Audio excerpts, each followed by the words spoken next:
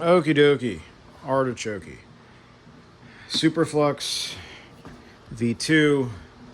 Nylon tire levers. Bead breaker. Floor mat. And the outer bolts screws are removed. So take the valve stem out. You can deflate it before, doesn't really matter.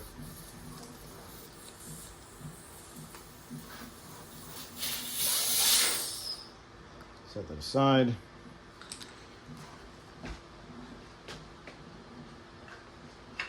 Forgot these, a couple of cuts from a 2x4. Bead breaker. I don't think it really matters which one you do first.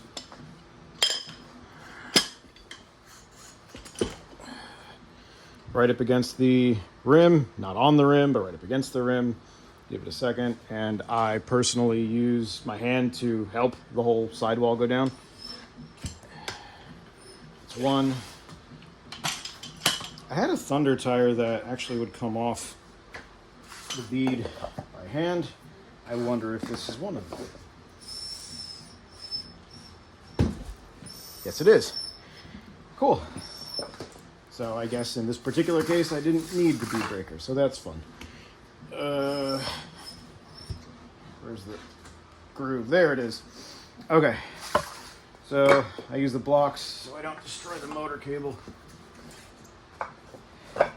And I'll just figure out which end is going to get the tire lever. One side of the tire goes into the groove.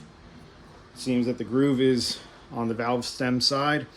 And so that goes in to bring the tire this way. And then I try to get both. Sometimes it doesn't work and I just get the one. But you want to keep a bit of bias towards this way so this side of the tire doesn't escape the groove. And you only really need to just get it flat. So once those are flat, you have this much of the tire.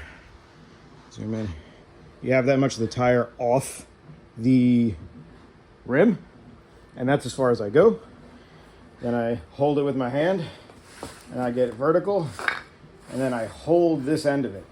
Now usually you can just stick your hand right there on the rim, and then you stick the meat of your hand on it and you just push down and it peels off.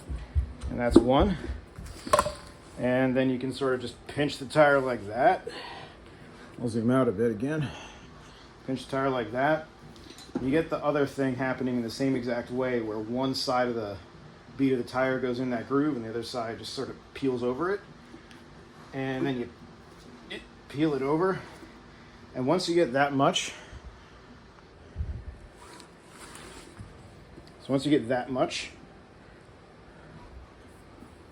trying to make sure that you can see it. You can kind of see,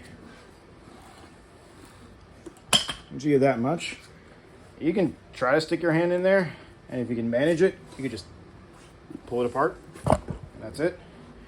Sometimes you'll find a tire lever in there, and that's it. And then putting a tire on is the same thing in reverse. This would probably go on an XR, and so I gotta figure out which way it would go. That way. And so usually I'll straddle it. And then you zoomed out. And then with the Superflux, the rim size itself is a hair bigger than the Hypercore. And I shut my air off before I started doing this, so I'm getting warmed up. But if it doesn't just drop in, you could use like a lube. Oh man, this is dirty. This is not my motor, this was sent to me. You can just sort of also push it in there while pinching the tire, and you know, that. At some point, it'll just drop in, and then get your wood blocks or other support material so you don't kill your cable. Carefully turn it over, and then you're just gonna do it in the other direction. This part is usually a little more intense because you can't use a tire lever to put it back on, but it's the same thing where you get this in the groove. Quite frankly, I usually use my knee, so I'll hold it there and then I'll just start peeling it, and then you squeeze it, and then you just, there you go. That's on.